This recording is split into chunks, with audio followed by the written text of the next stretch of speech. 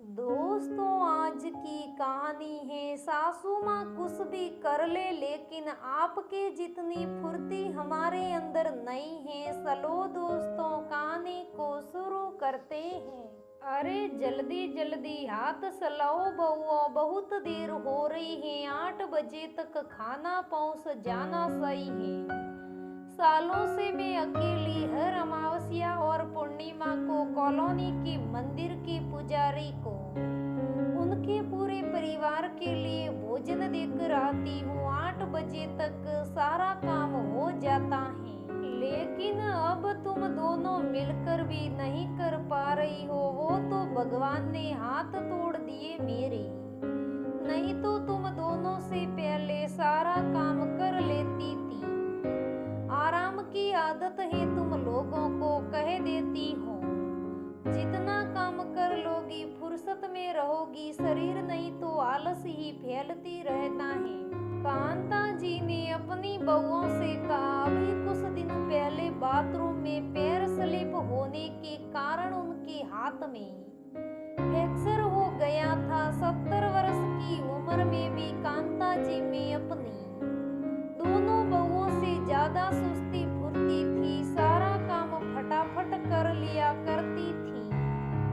सभी बड़े तीज त्योहारों पर कांता जी ना लगी तो दोनों बहुएं त्योहारों का काम कर ही नहीं पाती थी। कांता जी वर्षों से हर अमावस्या और पूर्णिमा को पुजारी जी के घर परिवार के लिए भोजन भेजा करती थी, जिसमें 3-4 सब्जियां, पूड़ी, कचौड़ी, खीर, रायता और एक मिठाई भी हुआ करती थी।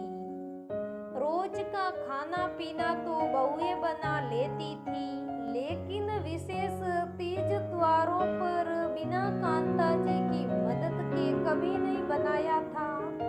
सो इस बार दोनों बहुओं को बड़ी परेशानी हो रही थी। 5 बजे ही जगा दिया था कांता जी ने आवाज लगाकर। 7 बज गए थे, फिर भी दोनों मिलकर खाना तैयार नहीं कर पाई। कांता जी का जी कर रहा था कोई कैसे भी उनका हाथ ठीक कर दे और वह फटाफट खाना बनवा ले, लेकिन क्या करती बेचारी, बस कभी रसोई और कभी घड़ी की तरफ देखकर उड़े जा रही थी। 8 भी बज गए, लेकिन अभी बस सब्जियां और खीर ही बन पाई थी और छोटी बहू आटा लगा रही थी जितना जल्दी हो सकता था।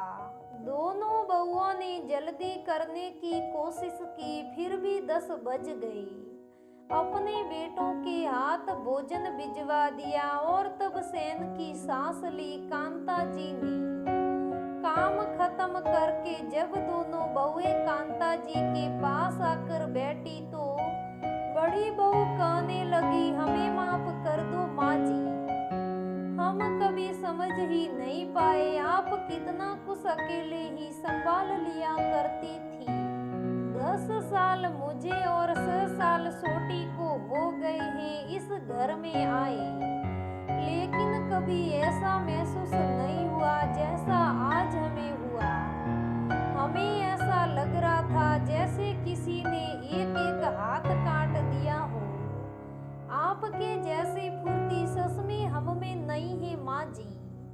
बहू की बात सुनकर कांता जी मुस्कुराते हुए बोली, कोई बात नहीं, मैं समझ सकती हूँ। आजकल की लड़कियों में हमारे जमाने की महिलाओं जैसी सुस्ती फुर्ती नहीं है। तुम लोग का खान पान ही ऐसा रहा है, इसमें तुम्हारी कोई गलती नहीं है। पहले तो आटा भी घरों में पीसते थे और हम मसाले भी बहुत मेहनत लगाकर करती थी। एक वक्त का भोजन बनाने में हम खूब काम करते थे और खूब खाया करते थे। ये रिफाइंड का तो नाम भी नहीं था, शुद्ध देसी घी खाया करते थे, जिसकी वजह से आज भी तुमसे ज्यादा मेहनत करने का जज्बा है हमारे शरीर में। बहुत घी खाया है बहू रानी हमने, अच्छा चलो अब बातें ना करो, एक थाली मेरे लिए भी लगाओ। देखो तो जरा कैसा खाना बनाया है तुम लोगों ने। दोनों बहुएं मुस्कुराती हुई किचन में खाना लगाने चली गई और कांता जी डूब गई गुजरे जमाने की यादों में। तो दोस्तों, कहानी से यह सीख मिलती है, सीख नहीं, हमें पुरानी यादें ताजे कराती हैं। पहले के लोगों में बहुत फुर्सत और जज्बा होता है। वो तो घर में आटा पीस कर खाते थे, मसाले भी अपने हाथों से तैयार करते थे, शुद्ध घी खाते थे। और अब हम तो सब मिलावटी चीजें खाते हैं, तो हम में ऐसी शक्ति कहाँ आएगी। तो दोस्तों, ये पुरानी कहानी कैसी लगी मुझे कमेंट करके जरूर बताइएगा। अगर कहानी अच्छी लगे तो लाइक करना, शेयर करना, मेरे चैनल को सब्सक्राइब करना। धन्यवाद।